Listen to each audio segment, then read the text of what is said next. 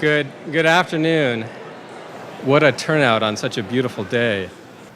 My name is Philip Munoz. I'm a professor of political science, and I serve as director of the Tocqueville program and also our Potenziani program in constitutional studies. It's my pleasure to welcome you to our 2018 Tocqueville lecture.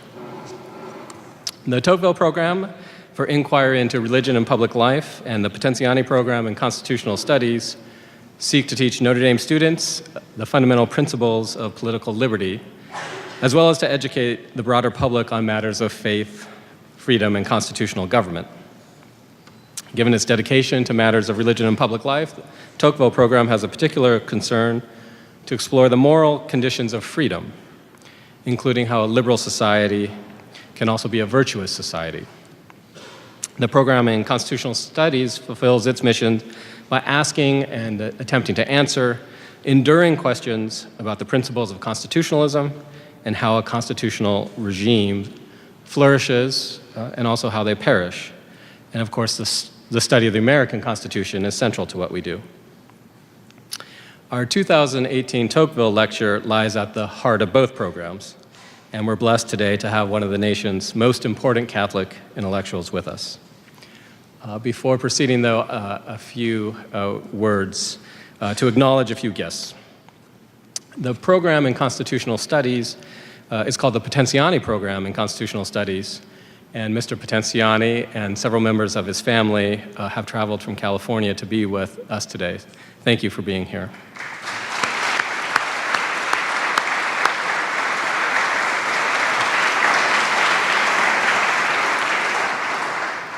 There are several other families who are very dear to me and supporters of the program. I know I'm not supposed to mention anyone, but if I don't mention you all, please know how much I appreciate your generosity and how much you do for the program, which allows us to serve our students. There is one couple I do want to mention, though, Bill and Jody Oros. Mr. and Mrs. Oros gave the gift that brought me to Notre Dame. As I'd like to tell them, I'm the grant made flesh.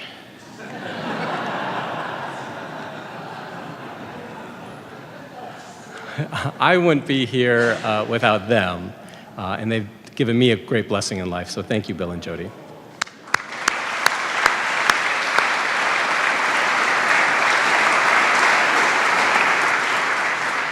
As our student fellows know, I take credit for all the good things the program does, but I don't actually do any of the work. As they also know, I have an amazing assistant, Jennifer Smith. She basically runs the program. The most amazing thing she's done recently is she's found a fantastic replacement for herself while she's out on maternity leave. So Sarah Joyce, I don't know where, Sarah's probably doing something. Sarah just joined the team a few weeks ago and pulled all this off. So thank you, Sarah, for everything you've done.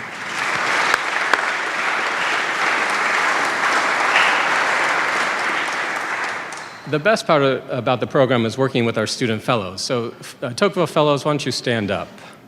I know some of you are already standing, but.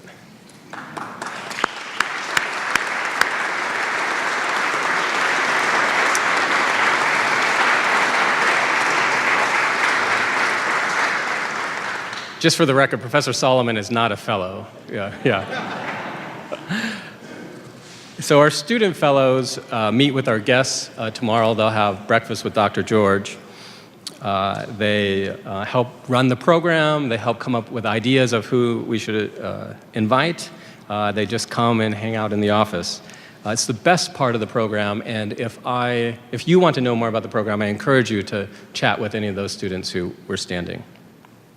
Okay, two final announcements. For those students interested in great questions of law and politics, please come talk to me about the Constitutional Studies minor. We have a minor in Constitutional Studies at Notre Dame, or go to our webpage, constudies.nd.edu. And on that webpage, you'll find announcements about our future events, and we have a phenomenal fall lineup. Next week, Professor Michael Zuckert, one of our most distinguished professors of political science, will be speaking on populism and constitutionalism. That's on Monday. That's our Constitution Day lecture. The week after that, we have Arthur Brooks, the president of the American Enterprise Institute, speaking here on campus. In October, and this is the first public announcement of this event, we're going to be hosting a debate on the Trump presidency. I'm debating whether to call it Trump at halftime or Trump at the end of the first quarter. And that debate's going to be between Jonah Goldberg of National Review and Charles Kessler of the Claremont Review of Books. And then in November, we're going to have Bill Galston, a former advisor to President Clinton, who will be speaking on liberalism after Trump. Please join us for any and all of those events. One of the things our Tocqueville Fellows do is introduce our speakers, so it's my pleasure to call to the podium Nick Abujadid, a sophomore from Dillon Hall, and Nick will introduce our speaker. Nick.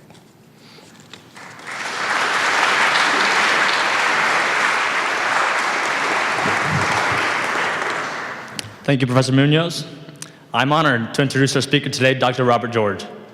Currently the McCormick Professor of Jurisprudence at Princeton University, Professor George grew up in the mountains of Morgantown, West Virginia, and will be the first to tell you that while you can take the boy out of the mountains, you can't always take the mountains out of the boy. You'll find plenty of videos of him playing the banjo on YouTube and bluegrass music, all that stuff. Unfortunately, I'm not sure we'll be seeing much of that today, although who knows, maybe you have a surprise for us. What you can expect to witness this afternoon are the fruits of stellar intellectual formation. After completing his bachelor's at Swarthmore College, Professor George attained degrees from Harvard Law School and Harvard Divinity School, going on to complete his doctorate in philosophy at Oxford University under the tutelage of our very own John Finnis. Professor George joined the faculty of Princeton in 1985, and in 2000, he founded the James Madison Program of American Ideals and Institutions, which he's still the director of today. Among many other impressive roles, George was presidential nominee to the U.S. Commission on Civil Rights, the Presidential Council on Bioethics, and the Commission of International Religious Freedom. Even the New York Times, in a rare yet welcome encounter with the truth,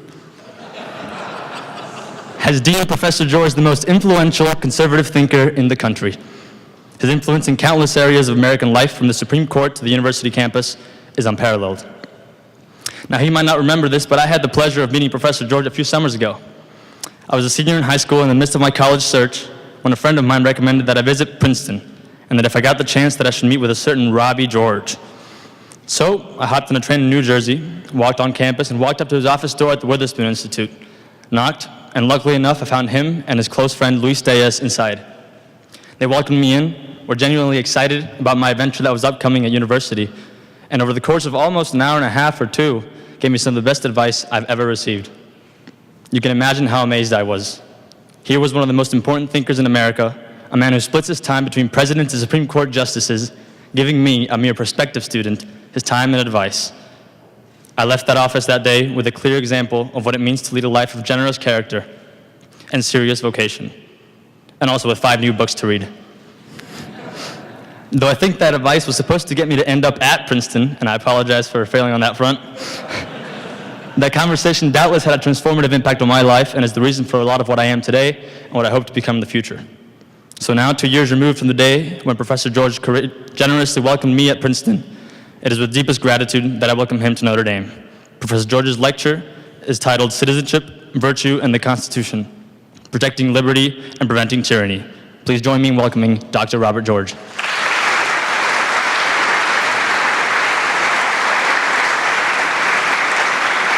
Thank you.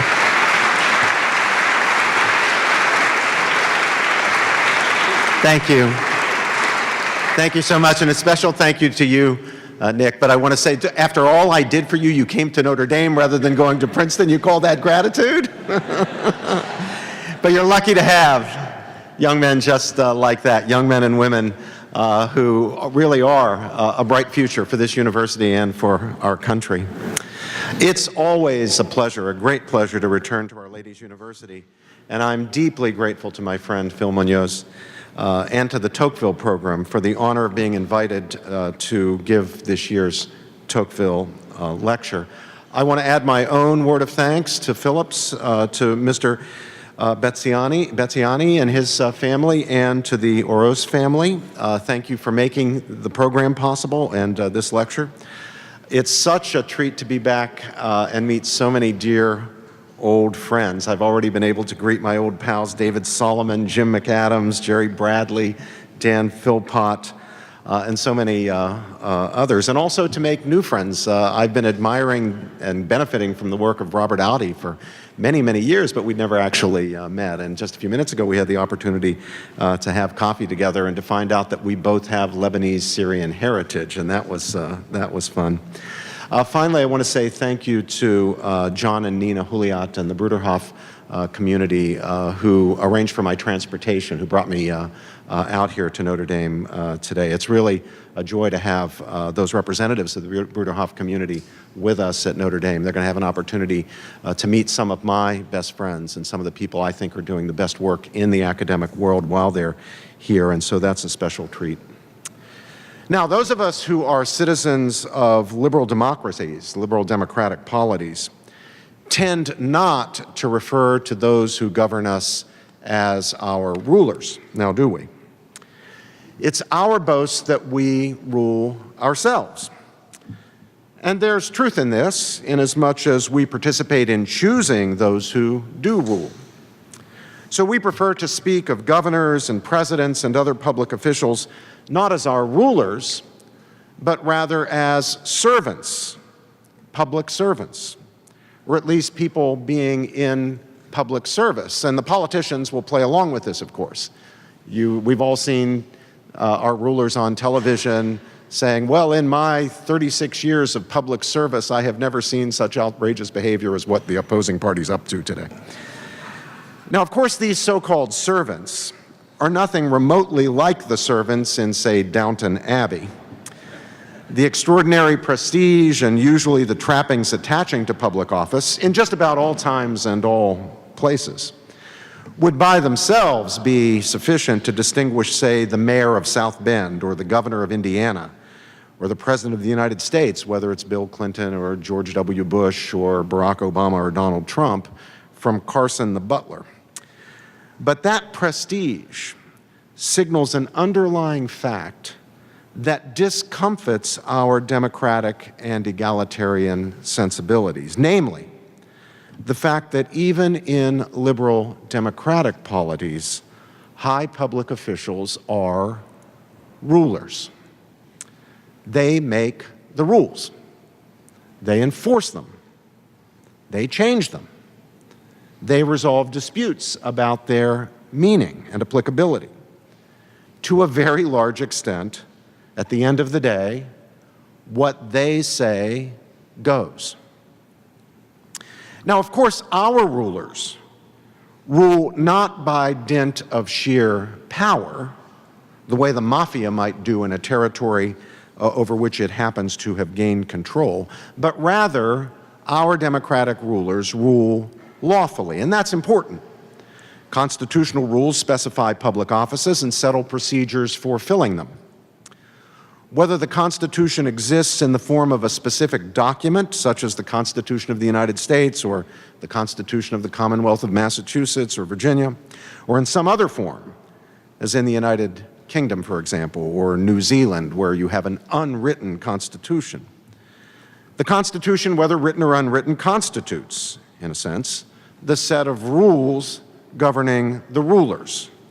Rules that both empower office holders to make and execute decisions of various sorts and limit the powers of those office holders. So though our rulers are indeed rulers, they are not absolute rulers. And again, that's obviously terribly important. Constitutional rules set the scope and thus the limits of their jurisdiction and authority. They are rulers who are subject to rules.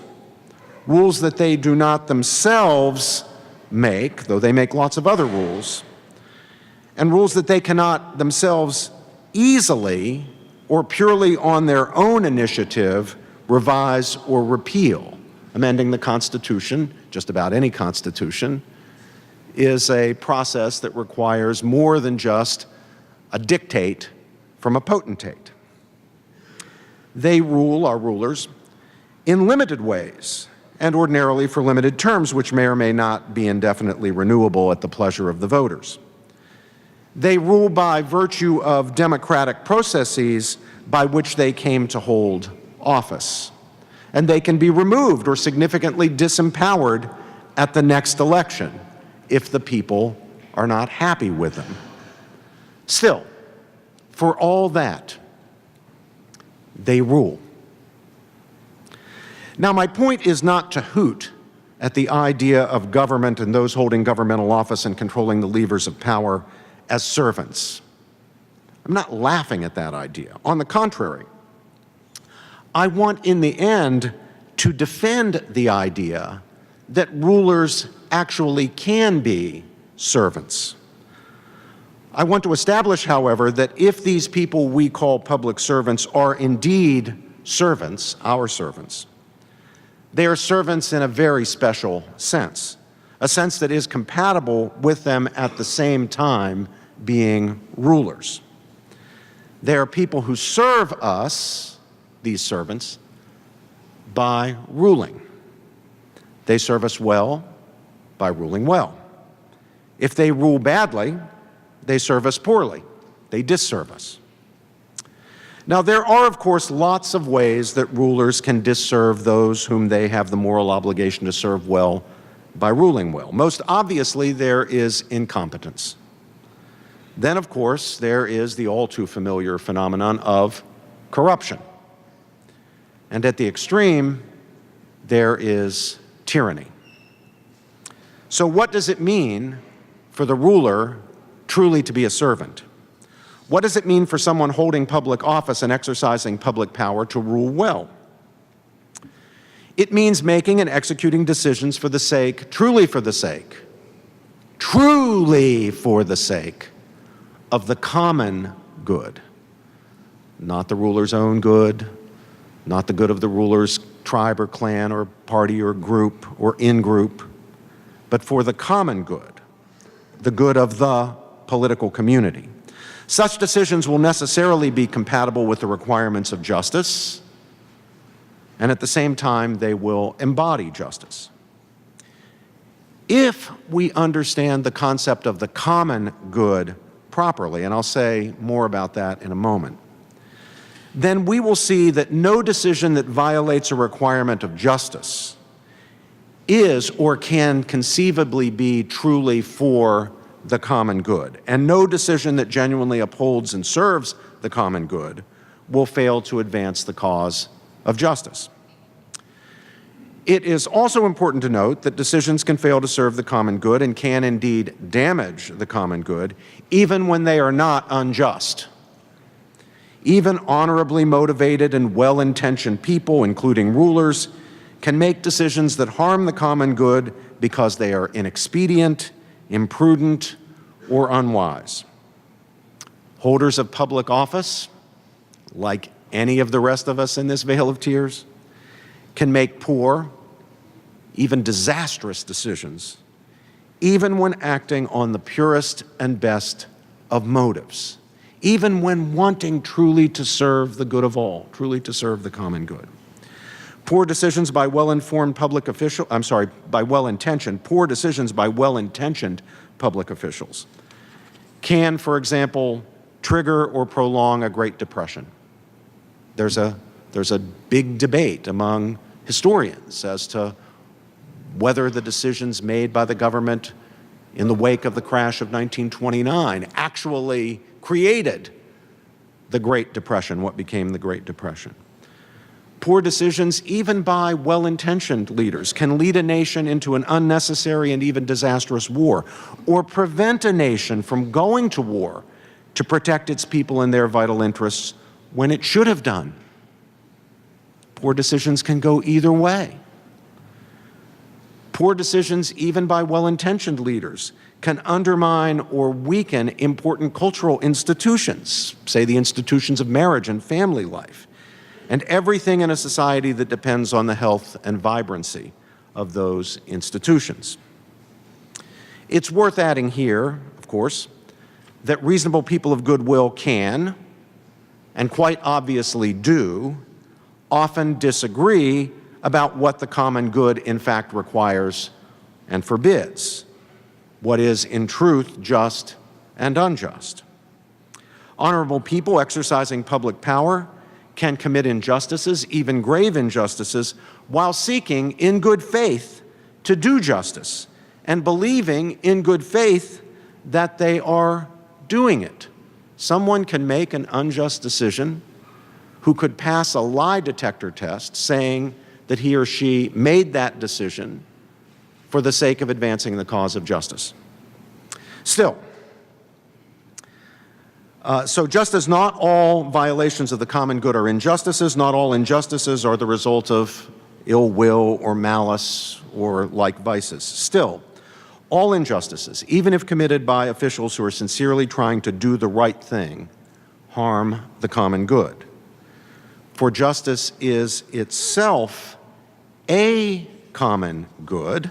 That is, it is a good that all of us have in common, the good of living in a just society. So justice is itself a common good, and also a central aspect of the common good of the political community. It is to the benefit of each and every citizen to live in a just social order, and harm to that order is therefore a loss for everyone, and not merely for the immediate and obvious victims of any particular injustice. Take, for example, our own sad and sordid history of racial injustice.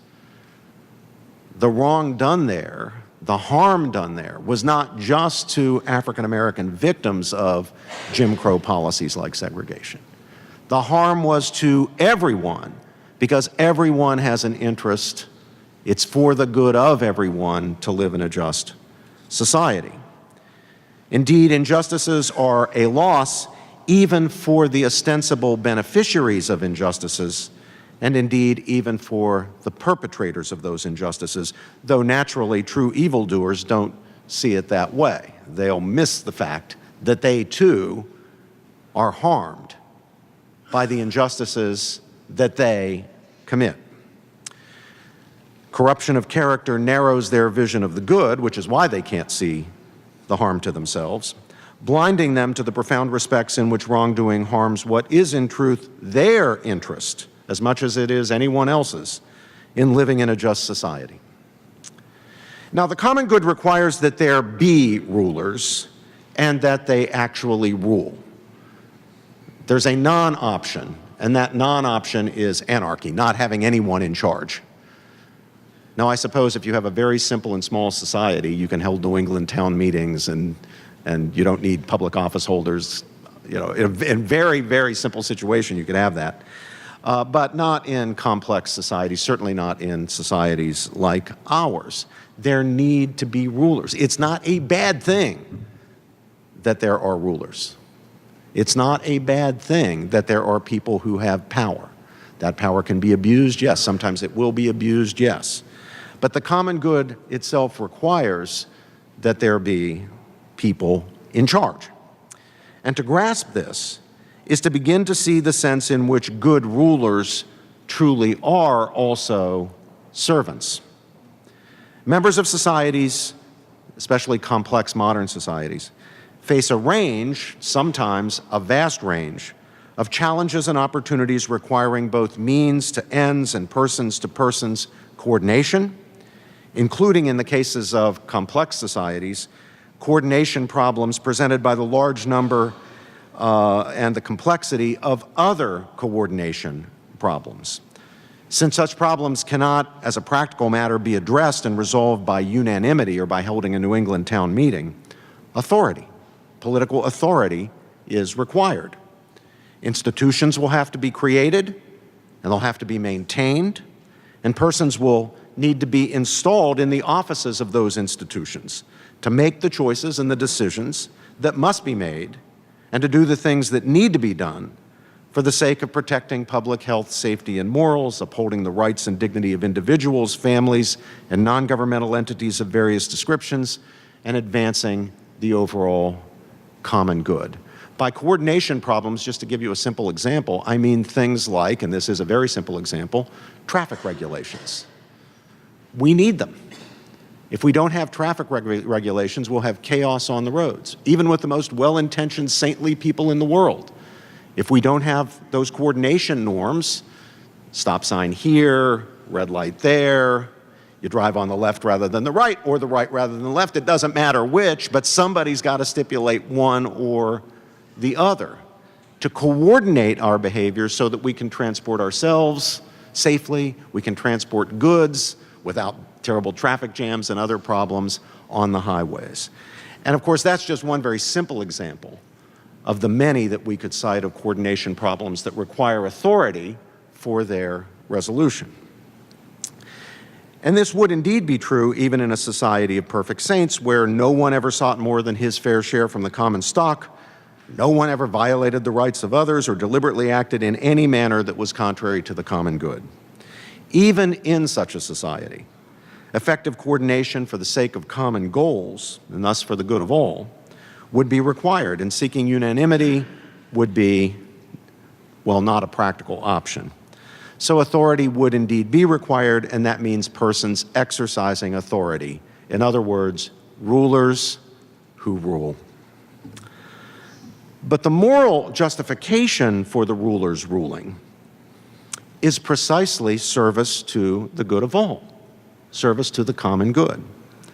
And the common good is not some abstraction, some platonic form hovering somewhere out there beyond the concrete well-being, the flourishing of flesh and blood persons constituting the community.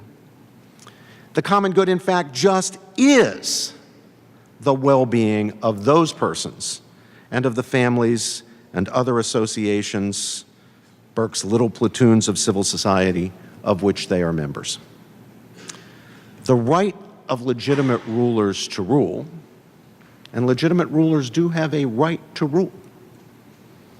The right of legitimate rulers to rule is rooted in the duty of rulers to rule in the interest of all. In other words, the basis of the right to rule is the duty to serve the common good.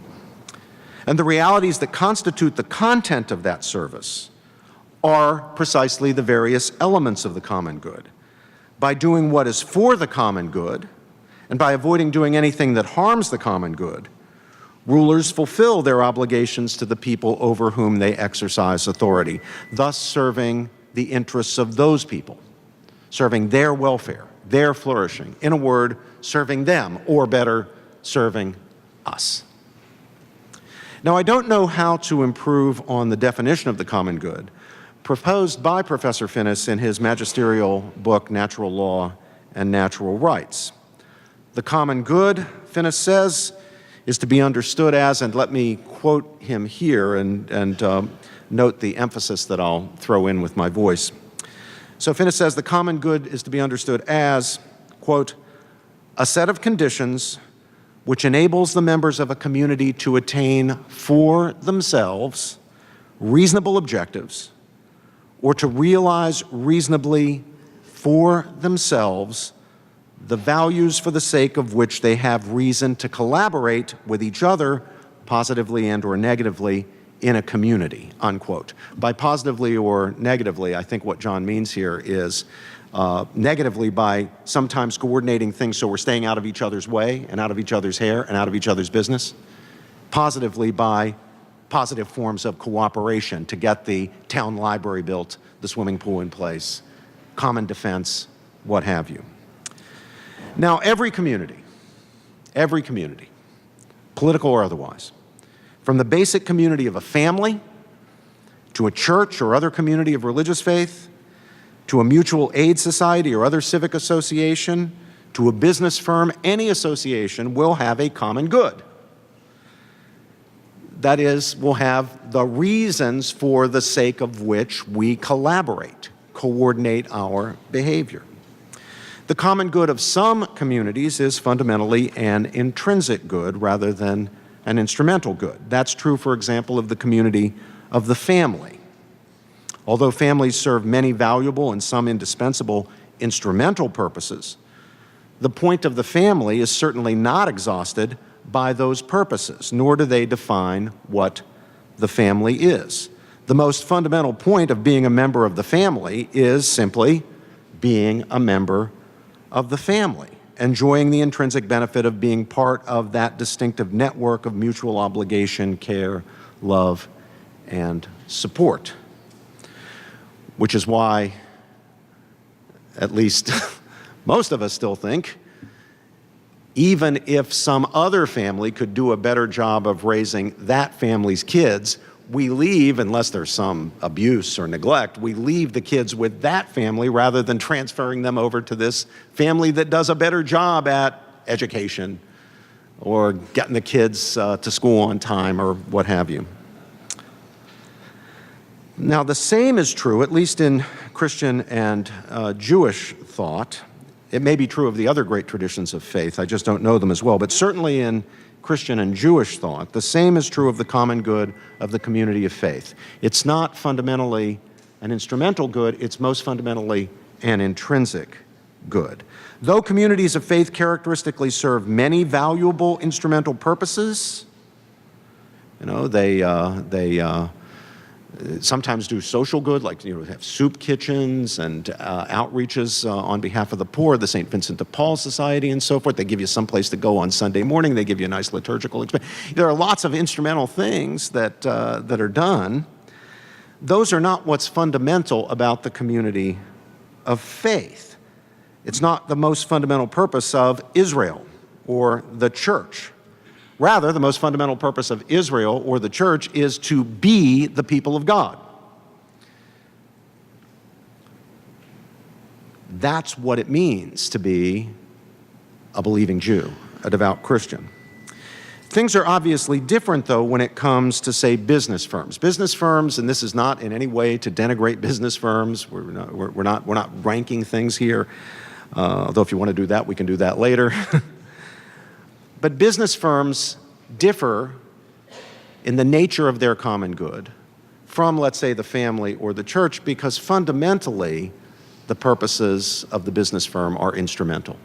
The common good of the business firm is fundamentally an instrumental good. Now, although there are ordinarily many opportunities for the principals and employees of companies to realize intrinsic or basic human goods, including goods that are fundamentally social, such as the good of friendship, in their collaboration in pursuit of the firm's objectives, those objectives are the ends to which the firm and the cooperation of those working in it and for it are means.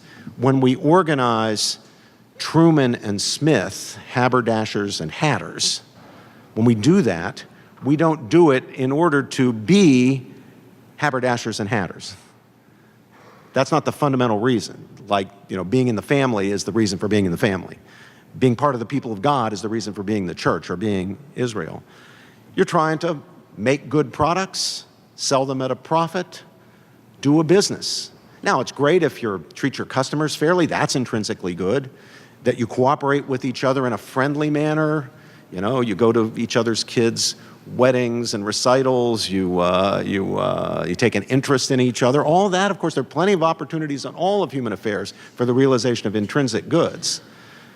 But you've got an instrumental purpose in forming the business firm. And once that instrumental purpose is no longer there, no longer relevant, you dissolve the firm. Now, I hope you still stay friends and you stay in touch and you go to each other's kids' marriages and their recitals and so forth, but the reason for the firm's existence is no longer there.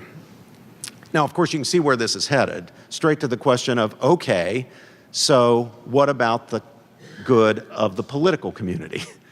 Is it fundamentally instrumental, like a business firm, or intrinsic, like the family, or the church, or Israel? Now, there is in what the late Sir Isaiah Berlin referred to as the central tradition of Western thought about morality, including political morality, a powerful current of belief that the common good of political society is in fact an intrinsic good.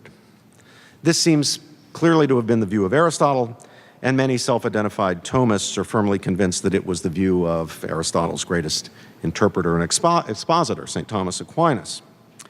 Professor Finnis, however, argues that the common good of political society, though, to quote Aristotle, great and godlike in its range and importance, is nevertheless fundamentally an instrumental, not an intrinsic good. And he further argues that the instrumental nature of the common good of political society entails limitations of the legitimate scope of governmental authority, limitations that, though not in every case easily articulable in the language of rights, are nevertheless requirements of justice. The state should stick to its basic instrumental purposes. Now, although I have a difference at the margins with Professor Finnis, who, along with Professor Raz, Joseph Raz was my graduate supervisor, on the question of just what those limits are, and in particular, how those limits, whether those limits exclude in principle certain forms of paternalism, such as moral paternalism. I agree that the common good of political society is fundamentally an instrumental good, and that this entails some moral limits on justified governmental power. The way we've come to think of these limits is in terms of what is usually called the doctrine of subsidiarity. And this is a sound doctrine, though the label has now been appropriated by some people who, for whatever reason, want to use the word without actually signing on to the doctrine. I see this all the time in debates in Europe, in which the term subsidiarity is tossed around without anybody seeming to have much of an idea of what it actually means. They know it's a good thing. So you want it on its side, or you want to say that you're on its side, but sometimes it seems to be used to justify the opposite of what subsidiarity is really all about. Without implying bad faith on anyone's part, it does seem to me that this amounts to an abuse, and it destabilizes the word's meaning in a way that may eventually render it useless. You know how language works. After a while, we might have to come up with another word if this keeps up. Still, we have no better word for it at the moment, so let's just be clear in our own minds about what the doctrine actually does hold. 87 years ago, Pope Pius XI, in the encyclical letter Quadragesimo Anno, explained the basic idea, and let me now quote Pius XI. "Just as it is wrong to withdraw from the individual and commit to a group what private initiative and effort can accomplish, so too it is wrong for a larger and higher association to arrogate to itself functions which can be performed efficiently by smaller and lower associations. This is a fixed, unchanged, and most weighty principle of moral philosophy. Of its very nature, the true aim of all social activity should be to help members of a social body and never to absorb or destroy them," unquote. That is what subsidiarity is all about. And it is indeed a principle of justice, something that we owe. Now, this principle of justice and the common good reflects a particular understanding of the nature and content of human flourishing. And here's what that understanding is. Flourishing consists in doing things, in activity, in the realization of valuable ends, human goods, by acting.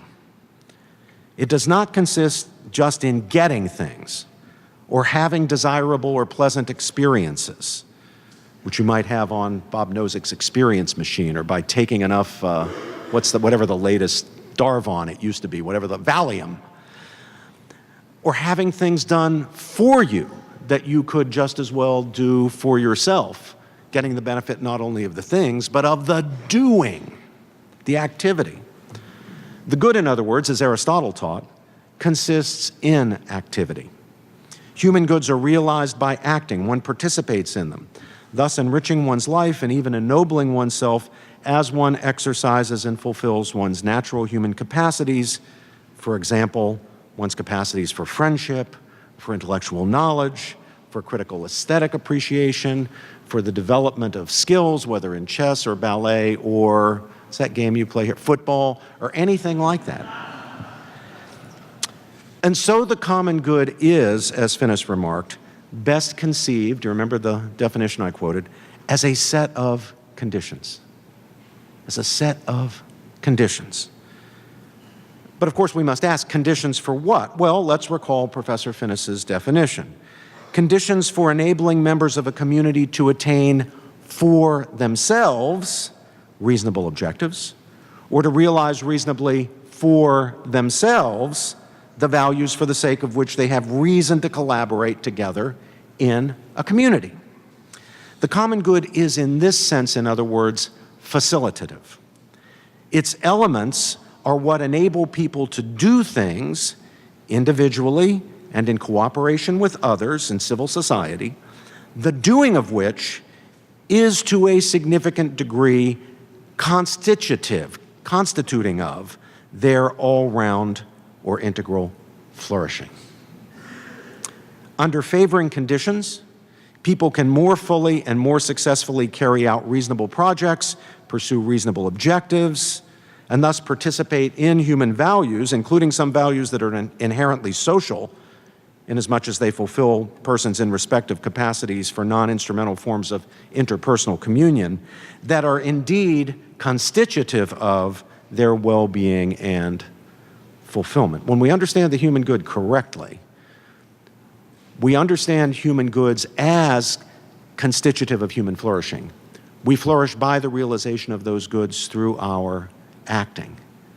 The goods are not mere means to, for example, the creation of pleasant psychological states. Why do we want to be friends? Want to be a friend, want to have a friend, to enter into that unique, wonderful form of relationship that is friendship, where we're not just using each other, we're really willing the good of the other for the sake of the other, each friend willing the good of the friend for the sake of the friend. Why do we want that? Not because it might be the means for inducing a pleasant psychological state. We want that for its own sake. And that's our recognition that that activity, that reality, is what's constitutive or an aspect of our all-round or integral fulfillment. Properly understood, then, the common good requires, as a matter of justice, limited government. Subsidiarity requires that for sure. Government that respects the needs and rights of people to pursue objectives and realize goods to the extent possible for themselves. The fundamental role of legitimate government, and thus the responsibility of legitimate rulers, rulers who serve, actually serve, is not to be doing things for people that they could do for themselves.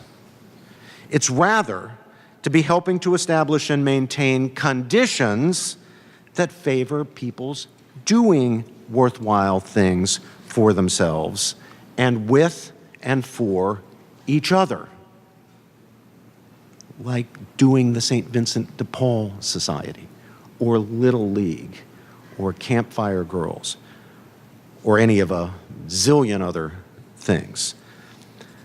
Government should do things for people, as opposed to letting them do things for themselves, only where individuals and non-governmental institutions of civil society cannot do them or cannot reasonably be expected to do them or do them well for themselves. Finnish uses the word in that definition I gave you, enable, and I think that's exactly the right word. Government's legitimate concern is with the establishment and maintenance of conditions under which members of the community are enabled to pursue the projects and goals by and through which they participate in the goods constitutive of their flourishing. Now, this fundamentally facilitative conception of the common good does not require any kind of doctrinaire libertarianism, either in the domain of political economy or social morality. Sometimes people will jump straight from the doctrine of subsidiarity to the night watchman state, and that's just a false and unjustified and unwarranted move.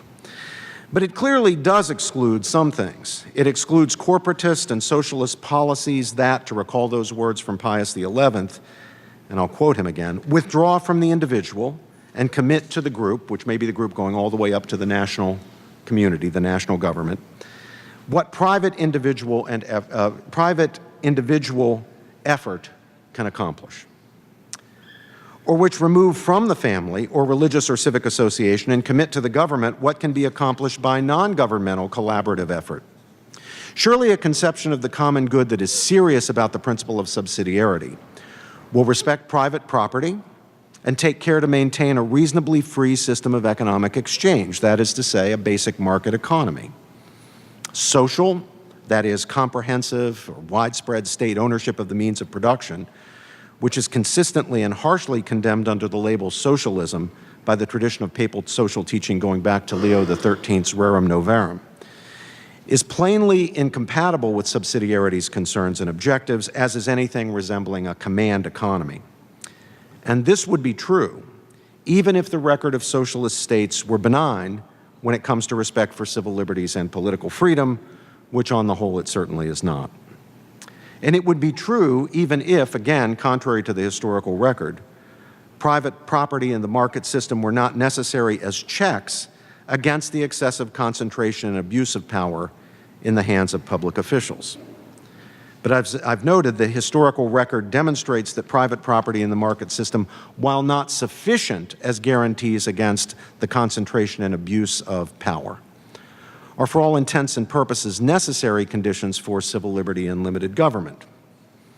And there's a profound lesson in this for those of us who are interested in ensuring that rulers remain servants, ruling in the interest of citizens, and do not reduce citizens to a condition of dependency and servitude. For it's critical to the effective limitation of governmental power that there be substantial non-governmental centers of power in society. Private property and the market economy not only provide the conditions of social mobility, which is important to the common good in any modern or dynamic society, but also ensure that there are significant resources and thus opportunities for people in the private associations they form that are not in the control of governmental officials or the apparatus of the state. This diffusion of power benefits society as a whole, and not only those who immediately benefit economically from the possession of private property or the ability to profit in the market. And I'm not simply here talking about general prosperity, though that is yet another benefit of private property in the market system. I'm talking about the benefit to all in terms of liberty, opportunity, and security of the diffusion of power. Now, incidentally, there's another side to this as well. It's a concern for the diffusion of power that can, under certain conditions, justify breaking up monopolies, for example, as with antitrust laws, and taking other steps to facilitate competitive markets and combat the bad effects of excessive concentrations of private, in the sense of non-governmental economic power. So once again, these basic principles are not a straight shot. In fact, they're not a shot at all to some sort of laissez-faire capitalism idea. Now, the points I'm making here go well beyond economics.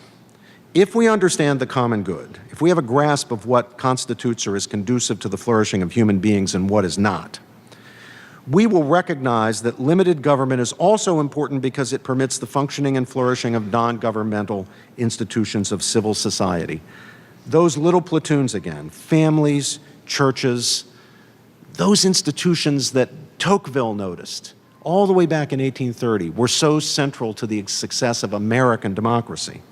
Institutions that perform better than any government conceivably could the most basic, the most essential health, education, and welfare functions, and which play the primary role in transmitting to each new generation the virtues without which free societies simply cannot survive.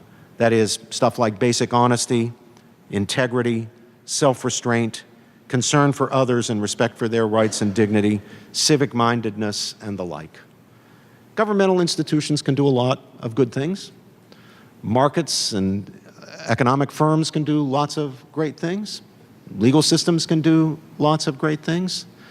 But there's one thing none of them can do: bring up kids to be decent, basically, nobody's perfect, but basically honorable, trustworthy, hardworking individuals, people with integrity, people who can be citizens in a free society. That requires non-governmental institutions, beginning with the family, assisted by religious communities, civic associations of every type. These non-governmental authority structures represent another crucial way in which power is properly diffused and not concentrated in the hands of the state and its officials. They can play their role only when government is limited by the principle of subsidiarity.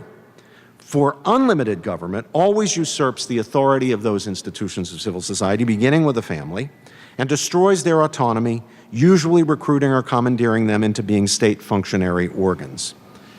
And where these institutions play their proper role, They themselves help to create conditions in which the ideal of limited government is much more likely to be realized and preserved, and its benefits enjoyed by the whole of the people. Now, I'm going to return again just in a few minutes to the institutions of civil society, but now let me shift to a discussion of the question of constitutional structural constraints on the power of government, these formal constraints. So far, I've been talking about informal ones. Historically, political theorists have focused on the need for constitutional, institutional, structural constraints as the most obvious and important way to ensure that governmental power remains limited and that rulers serve the people and don't become tyrants. And I myself think that constraints of this nature are important in this cause, though I will eventually get round to saying that they are likely to be effective only when they are part of a larger picture in which they are supported by and in turn support other features of social life that help to keep government within its proper bounds for the sake of the common good. So as important as these constitutional structural constraints are, I want to warn today against placing too great an emphasis on them. And my reason for that is there's a danger, if we do that we will ignore other essential features. Now, this puts me in a somewhat unusual position, or a position that, unlike the one I'm usually in. Usually I'm in front of a classroom of my Princeton undergraduates in constitutional interpretation or my course on civil liberties, and I'm trying to show them just how important constitutional structural constraints on power are. I'm going to take it for granted that you think that, pretty much. And I'm going to talk about some other things that are necessary if those constitutional structural constraints are going to be worth the paper they're printed on. Now, the Constitution of the United States, in its famous Madisonian system, establishes a set of structural constraints on the power of the central government, the national government, what we call the federal government. More than 200 years of experience with the system gives us a pretty good perspective on both its strengths and its limitations. The major structural constraints are these. One, the doctrine of the general government as a government of delegated and enumerated and therefore limited powers. That comes as a surprise to most of my students, but that's the theory of the Constitution. Two, the dual sovereignty of the general government and the states, with the states functioning as governments of general jurisdiction, exercising generalized police powers, a kind of plenary authority, limited under the national Constitution only by specific prohibitions or grants of power to the general government in a federal union. Three, the separation of legislative, executive, and judicial powers within the national government, creating a so-called system of checks and balances that limits the power of any one branch and, at least it's hoped, improves the quality of government by making the legislative and policy-making processes more challenging, slower, and more deliberative. And then four, the practice, nowhere expressly authorized in the text of the Constitution, but lay that aside for now, the practice of constitutional judicial review by the federal courts. Now, I often ask my students at the beginning of my undergraduate course on civil liberties, how did the framers of our Constitution, the founders of the American Republic, seek to preserve liberty and prevent tyranny by this Constitution? Now, it's a testament, alas, to the poor quality of much of our civic education that almost none of my students at the beginning can answer this question correctly. Nor, I suspect, could the editors of any of our major newspapers or other opinion-shaping elites. The typical answer, whether in a classroom or in a newspaper editorial, goes something like this. Well, I can tell you how the framers of the Constitution sought to protect liberty and prevent tyranny. They attached to the Constitution a Bill of Rights to protect the individual and minorities against the tyranny of the majority. And they vested the power to enforce those rights in the hands of judges who serve for life and are not subject to election or recall. They cannot be removed from office except on impeachment for serious misconduct and are therefore able to protect people's fundamental rights without fear of political retaliation. That's the standard answer. That's how the Constitution was designed to protect liberty and prevent tyranny. Now, this is about as wrong as you can get. But it's widely believed, and as I say, not just by freshman university students. None of the American founders, even among those who favored judicial review and regarded it as implicit in the Constitution, which not all did, Hamilton did, but not all did, believed that it was the central or even a significant constraint upon the power of the national government. Nor did they believe that the enforcement of the Bill of Rights guarantees by courts could be an important way of protecting liberty. The Federalists, in the original sense of those who supported the proposed Constitution, generally actually opposed a Bill of Rights. This includes Hamilton, by the way, and originally Madison, because they feared it would actually undermine what they regarded as the main structural constraints protecting freedom and preventing tyranny, namely, one, the conception and public understanding of the general government not as a government of general jurisdiction, but as a government of delegated and enumerated and therefore limited powers. And two, the division of powers between the national government and the states in a system of dual sovereignty. When political necessity forced the Federalists to yield to demands for a Bill of Rights in the form of the first 8 amendments to the Constitution, they took care to add 2 more amendments, the 9th and the 10th, designed to reinforce the delegated powers doctrine and the federalism principles that they feared would be obscured or weakened by the inclusion of a Bill of Rights. Now, as for the way judicial review has functioned as a structural constraint in American history, suffice it to say that the practice has given legal and political philosopher Jeremy Waldron, a fierce critic of judicial review, plenty of ammunition in making his case around the world against permitting judges to invalidate legislation on constitutional grounds. The federal courts, and the Supreme Court in particular, have had their glory moments, to be sure, such as in the racial desegregation case of Brown against the Board of Education.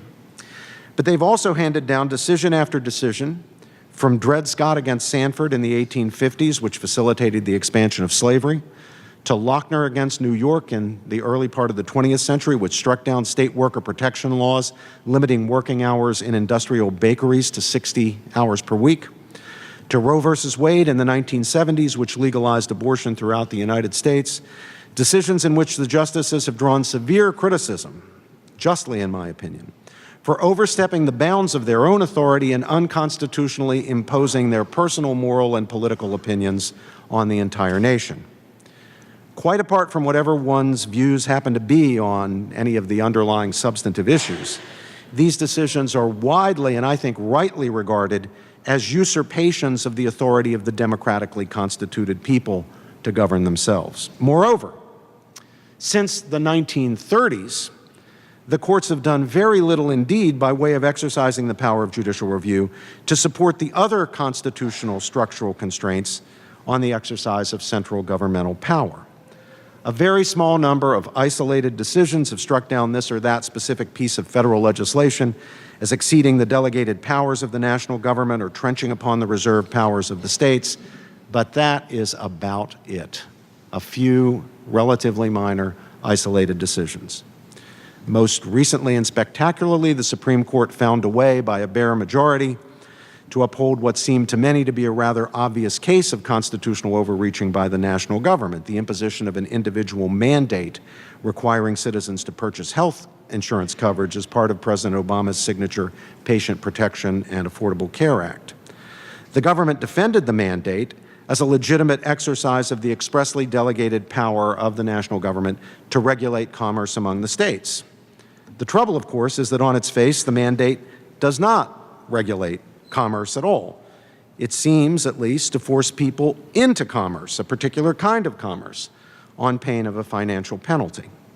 Now, the courts for liberal justices at the time were willing to stick to what has become longstanding tradition for those on their side of the divide, namely, counting virtually anything the national government proposes to do as a legitimate exercise of the power to regulate interstate commerce, if that's what the government says it is.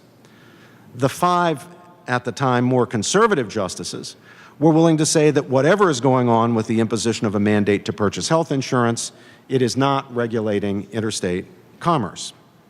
One of the 5, however, Chief Justice Roberts, decided to reinterpret the penalty as a tax.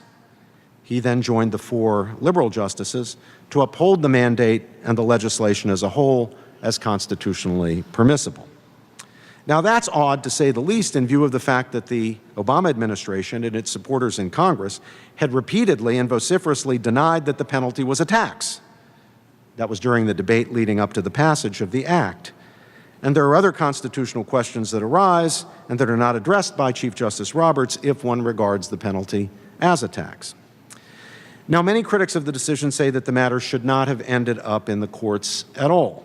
Congress itself and the President, they say, should have recognized and honored the fact that the Constitution does not empower the national government to impose a mandate on the people to purchase products, including health care coverage.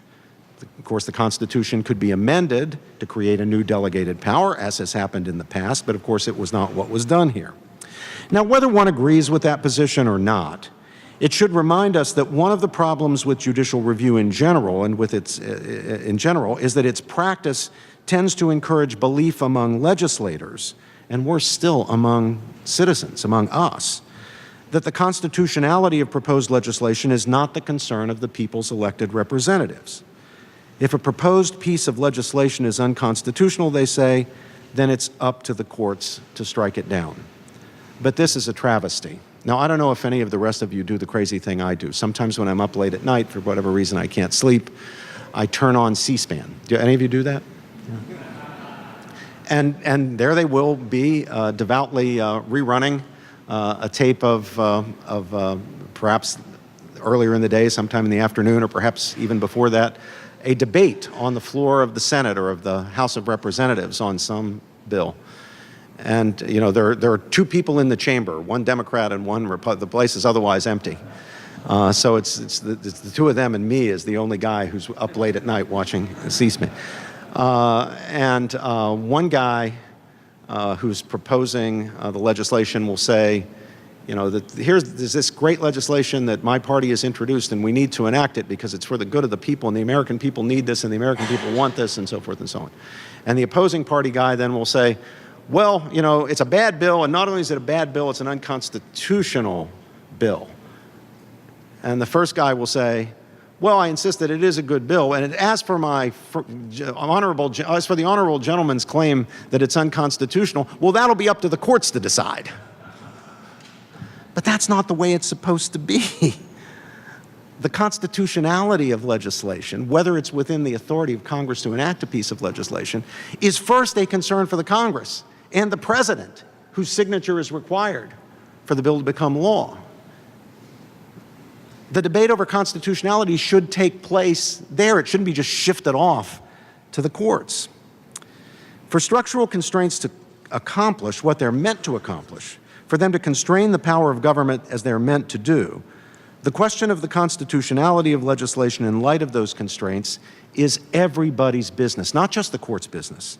Judges exercising judicial review, yes, but also legislators, executives, and the people themselves. Whatever side you were on the debate over the Affordable Care Act, at least one pretty good thing that came out of that debate was that we did, in our public media, finally actually have a debate about the commerce power. It wasn't the greatest debate in the world. Yeah, there were lots of ways it could be improved.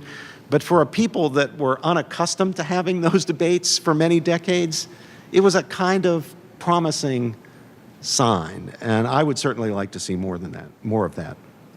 And that brings me to the critical, yet oddly neglected, subject of political culture.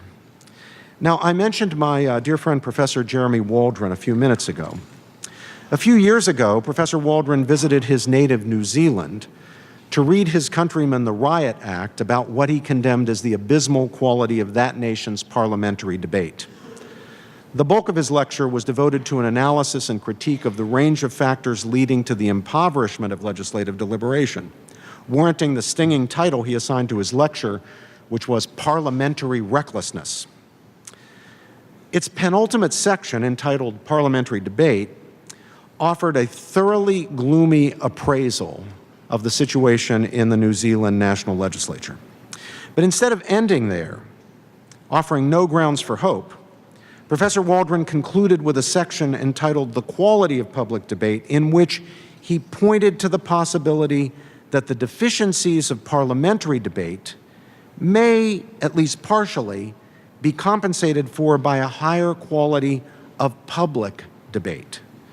And even hinted that a higher quality of public debate could prompt the reforms necessary to at least begin restoring the integrity of parliamentary debate. But he also warned that things could go the other way. The corruption of parliamentary debate could, and I quote him, infect the political culture at large, driving public debate down to the condition of parliamentary debate, a condition he chillingly described in the following terms, and I ask you to consider whether this sounds familiar. I quote, Parliament has become a place where the governing party thinks it has won a great victory when debate is closed down and measures are pushed through under urgency, and the social and political forum generally becomes a place where the greatest victory is drowning out your opponent with the noise you can bring to bear, and then the premium is on name-calling, on who can bawl the loudest, who can most readily trivialize an opponent's position, who can succeed in embarrassing or shaming or, if need be, blackmailing him into silence if he holds a different view. So in a sense, and that's the end of the quotation, I'm back to my own voice, in a sense, it's up to the people themselves, ourselves, to decide whether to rise above the corruption that has demeaned legislative politics, or are we going to let it infect the culture at large, as Professor Waldron warned? And remember, the people in whose hands that decision ultimately rests are not some undifferentiated mass. The people are people, you and me, individuals.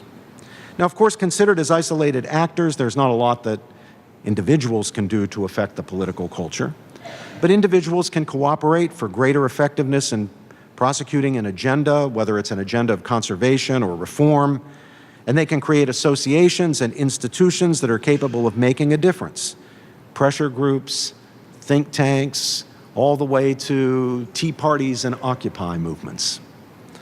A critical element of any discussion of the quality of democratic deliberation and decision-making that amounts to anything more than hot air will be the indispensable role of non-governmental institutions of civil society, those little platoons yet again, in sustaining a culture in which political institutions do what they are established to do it reasonably well, and don't do what they are not authorized under the Constitution to do. And so we must be mindful that bad behavior on the part of political institutions, which means bad behavior on the part of people who exercise power as holders of public office, can weaken, enervate, and even corrupt these institutions of civil society, rendering them, for all intents and purposes, impotent to resist the bad behavior and useless to the cause of political reform. My point, and this is why I promised to return to it here at the end, is that this is true generally, and it is certainly true with respect to the bad behavior of public officials who betray their obligations to serve by transgressing the bounds of their constitutional authority and the limits embodied in the doctrine of subsidiarity. And that applies to every branch of government, to a president,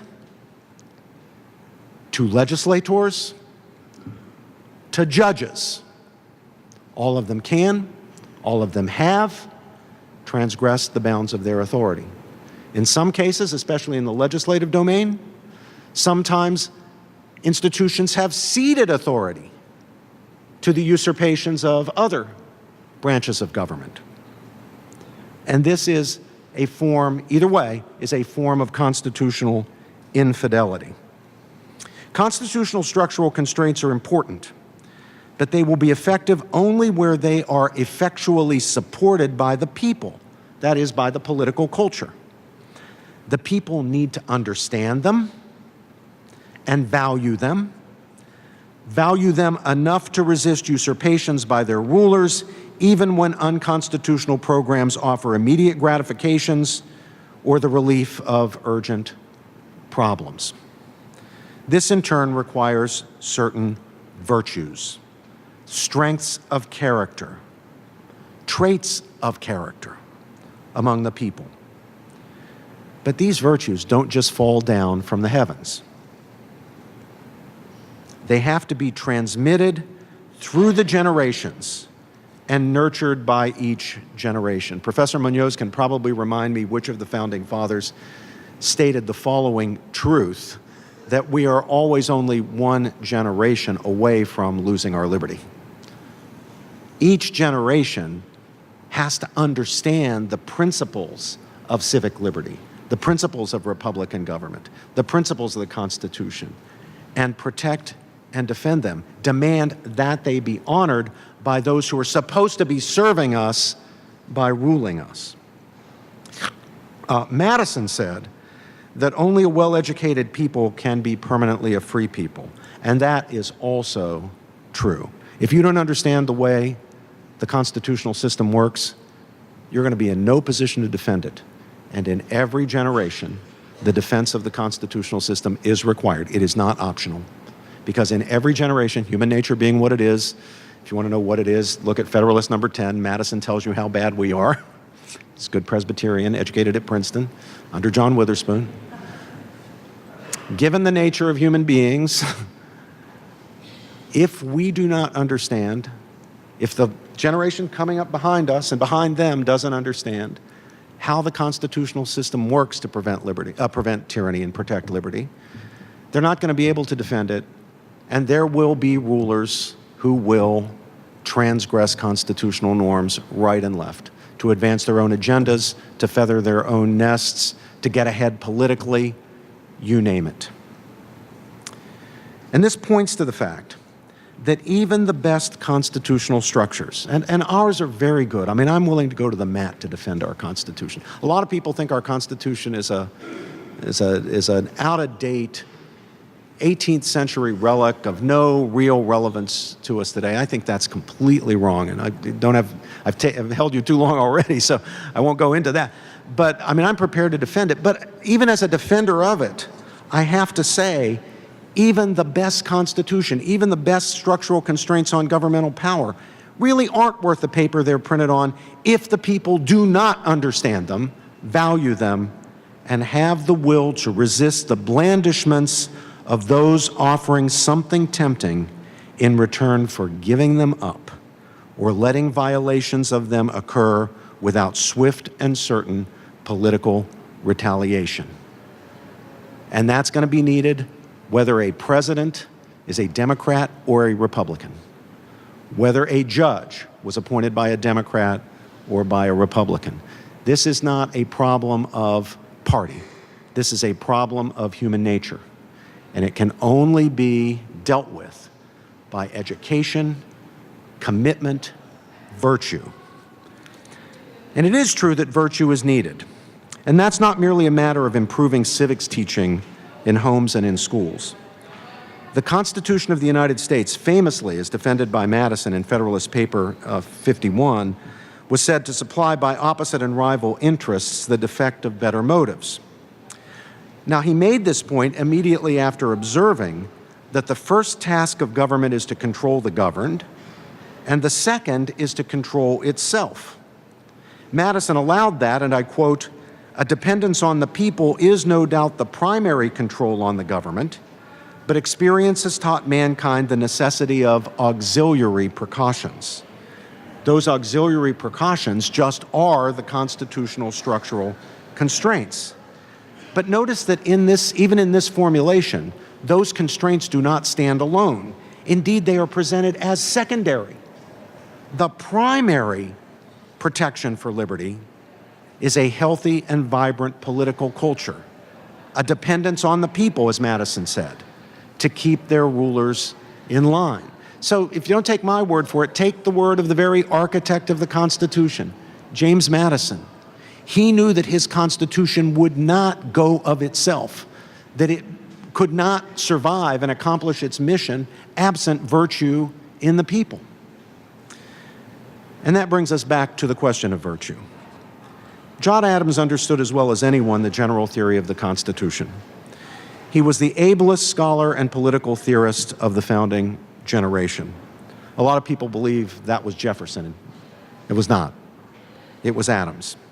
And he certainly got the point about supplying the defect of better motives by constitutional structural constraints. Yet he also understood, probably better than anyone, that the health of political culture was an indispensable element of the success of the constitutional enterprise, an enterprise of ensuring that the rulers stay within bounds, the bounds of their legitimate authority, and indeed be servants of the common good, servants of the people they rule. Adams remarked that our Constitution is made for a moral and religious people and is wholly inadequate to the government of any other. And he meant it. That wasn't just political boilerplate. That wasn't just high-sounding fancy rhetoric. Adams, believe me, was not good at high-sounding fancy rhetoric. He wasn't interested in it.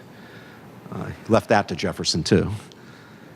You may know the story of why he handed off the job that was originally supposed to go to him of writing the Declaration of Independence. He hands it off to Jefferson, who would later become his enemy and then become a friend again. But he hands it off to Jefferson on the ground that Mr. Jefferson is tall and well-liked and writes extremely well, whereas I am short and obnoxious.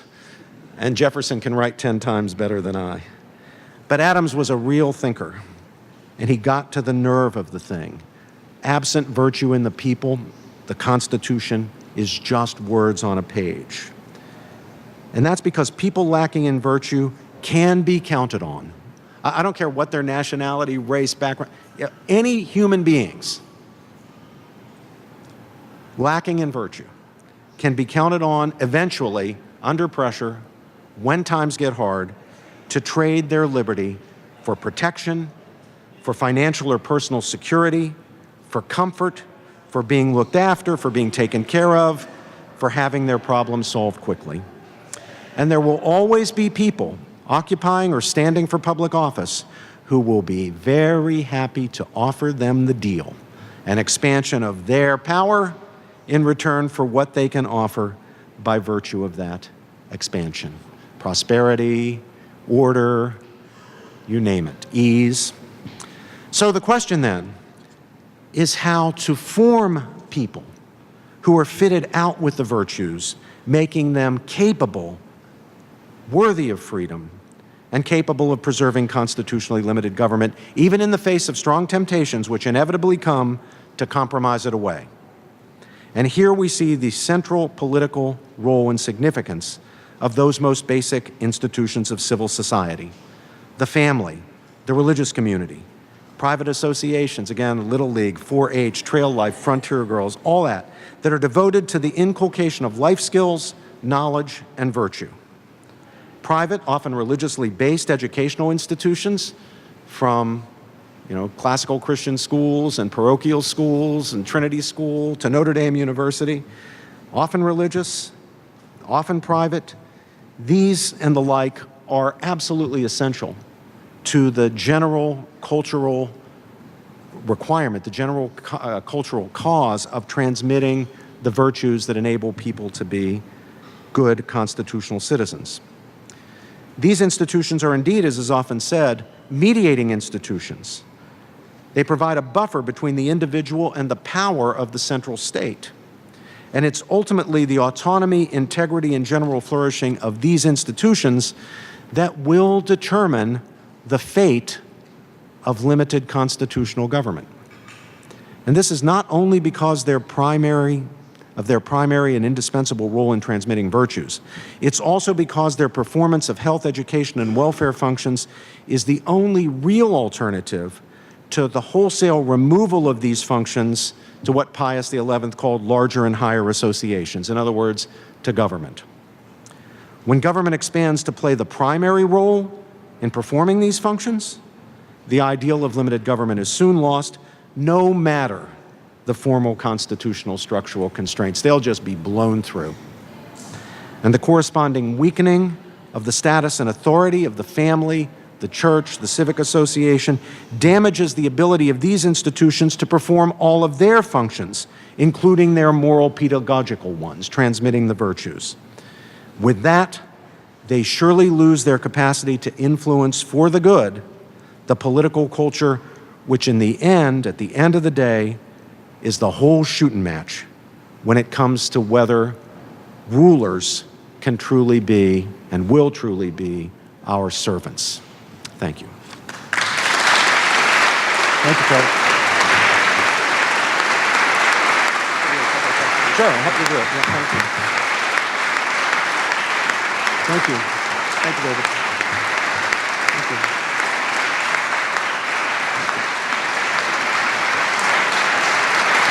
Thank you. I appreciate that very much. Thank you, and thank you for your exemplary patience. I realize that was a very long lecture. We have time for just a few questions. We have a tradition here at the program, which is we always ask our undergraduate students to ask one of our first questions. And I know we have a couple classes here. Professor Abbey, Professor Whitefield's class, my own class. So we have students from one of those classes or... We got a student here.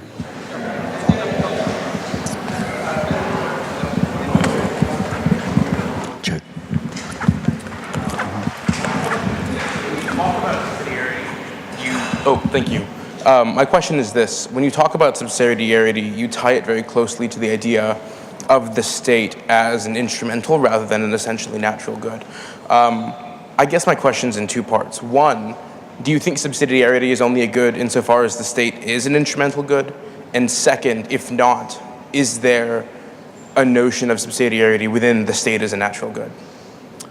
Okay, let me repeat the question for the video. Correct me if I get it wrong.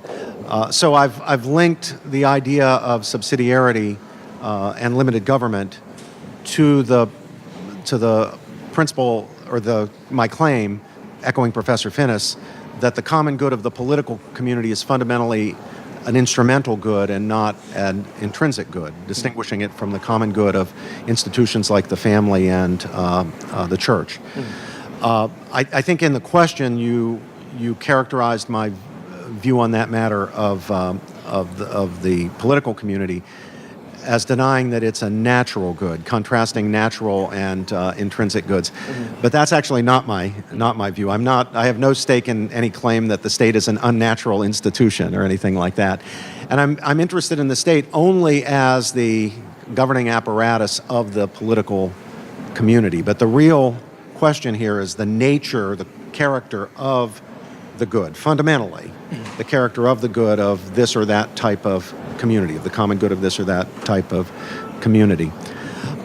So then the question is, would subsidiarity remain a principle in good standing, even if it turns out I'm wrong, and the widely held view that the political community, the good of the common good of the political community is fundamentally an intrinsic good is correct? And it's a really great question. I don't think you'd entirely have to throw subsidiarity out the window, and obviously lots of people who believe in subsidiarity also believe that the common good of the political community is fundamentally an intrinsic good.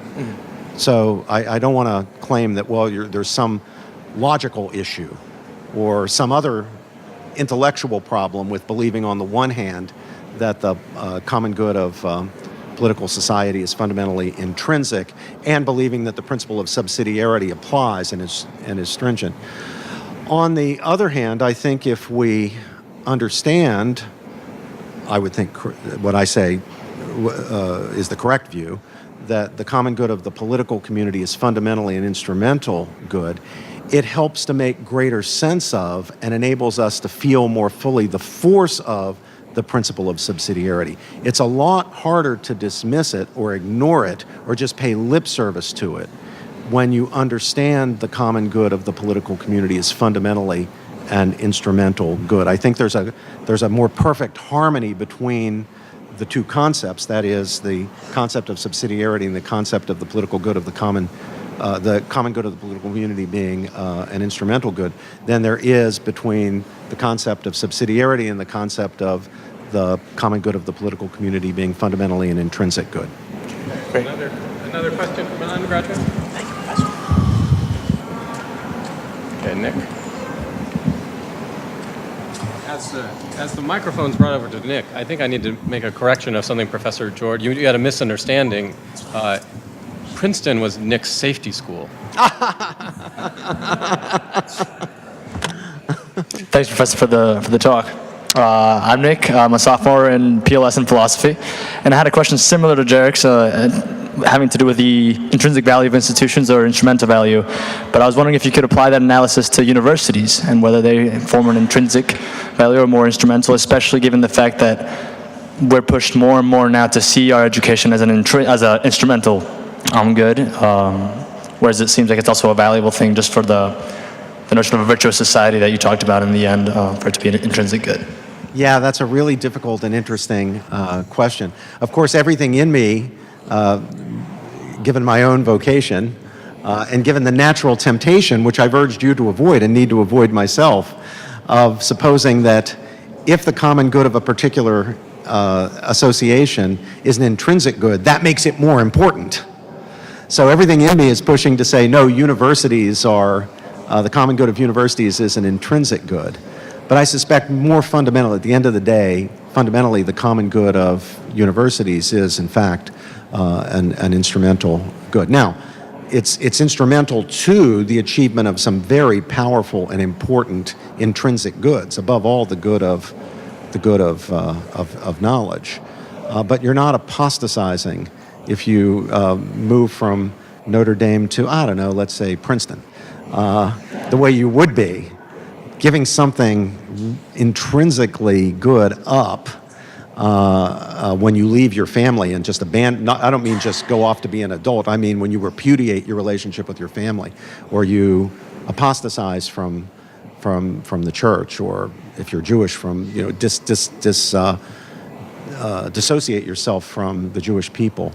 So I think it's different in that way. Now, things take on a special character and create a new wrinkle when your university is integrated with your faith, which I think still happens at Notre Dame. You know, some Catholic colleges and other religiously affiliated universities like Princeton began as a Presbyterian university, have thrown that off.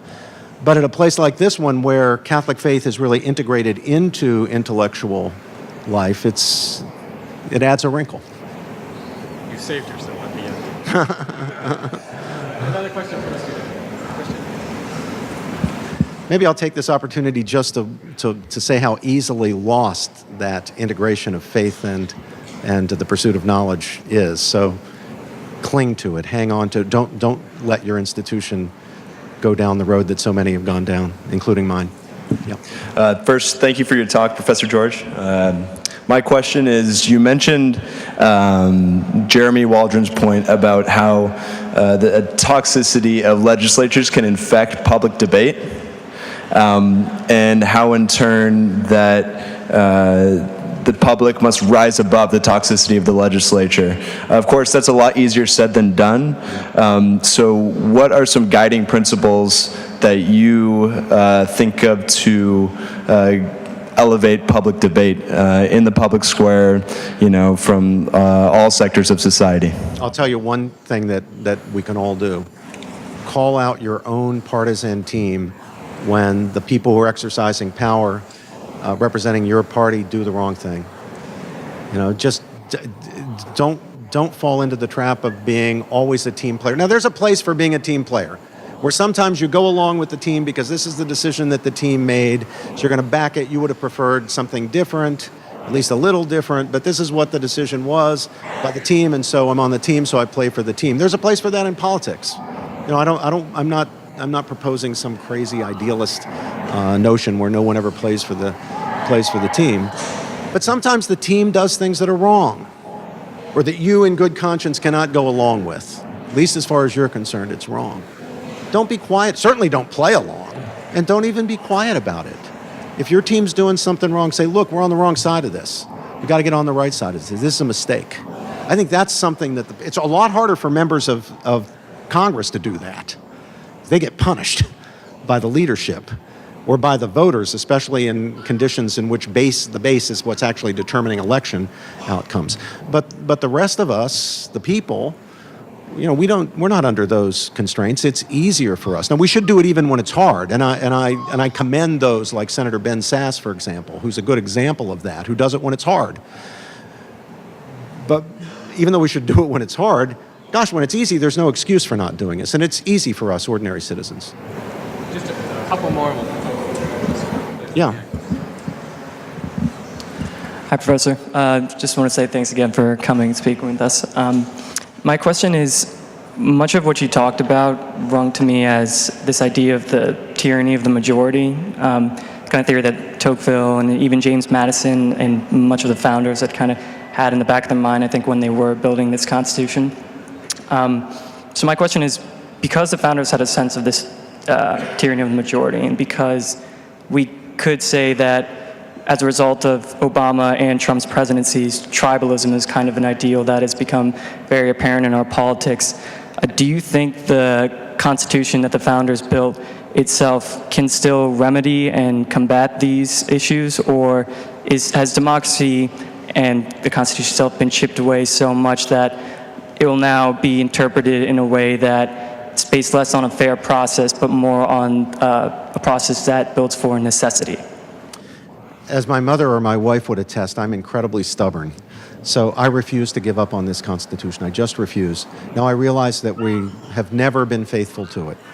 Never perfectly, not even close to perfectly faithful to it. From the very earliest time of our republic, there's the sin of slavery, constitutional infidelity when it came to racial injustice. We've had a lot of constitutional infidelity.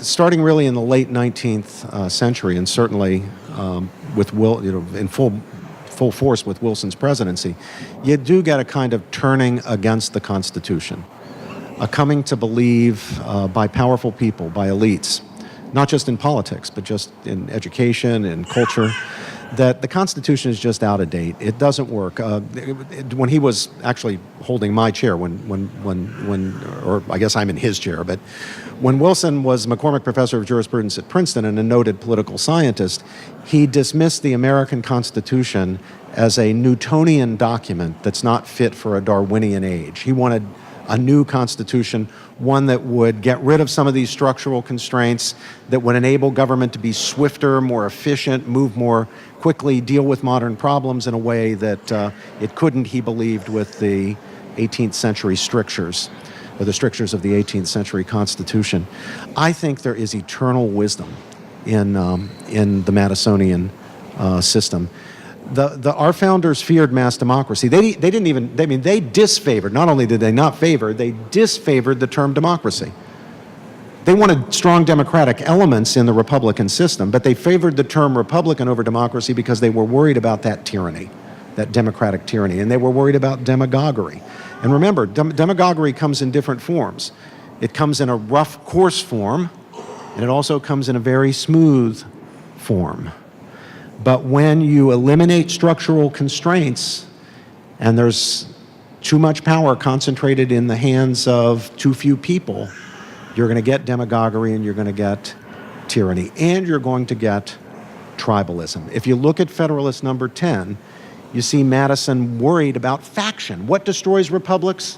What do we have to avoid if this republic, unlike all the republics of the past, will actually succeed? We're going to have to avoid faction. In other words, tribalism. And here's how we do it with these kinds of structural constraints. And we do it by ensuring that there is a kind of pluralism that will create overlapping and shifting interest groups so that we don't get the kind of tribalism that will ultimately bring down a republic and bring about a strongman, a tyrant. So you're right, our problem today is tribalism. Amy Chua of Yale Law School has written a wonderful book called Tribalism, which I recommend to all of you. We know what the problem is. We can see it. Now we're going to have to figure out what we do about it. And my suggestion, being a very stubborn guy, my suggestion is let's go back. I've got an idea. Let's go back to the Constitution. I think the answer to tribalism is constitutional fidelity. That means presidents stay within their lines, and Congresses and courts insist that presidents stay within their lines. whether it's a president you like or whether it's a president you don't like, whether it's a president of your party or whether it's a president of the other party. Same with courts. They do judging, not lawmaking. They stay within their lines. And it's up to Congress and the president, as President Lincoln himself said and did, it's up to Congress and presidents to keep the courts in line. And Congress has got to do its job. We do need to elevate the quality of legislative deliberation, the legislative debate, and we need to demand that our legislature, that our national legislature, that our Congress actually legislate. A lot of our problems today is, of course, that the laws under which we actually live and function are not made by the Congress. And it's not just that they're executive orders and judicial dictates. It's that a great deal of what we live under are rules made by bureaucrats whom we couldn't name and we never voted for in federal agencies. Now, I'm not proposing to, what Steve Bannon say, deconstruct the administrative state. But it does mean that while there's a place for rulemaking in the agencies, it's not acceptable for Congress to abrogate or to yield over its legislative responsibility to the executive branch in the agencies. So I think the overall quality of our politics, including the problem of tribalism, can be addressed substantially, not completely, but substantially, by actually getting back to constitutional fidelity.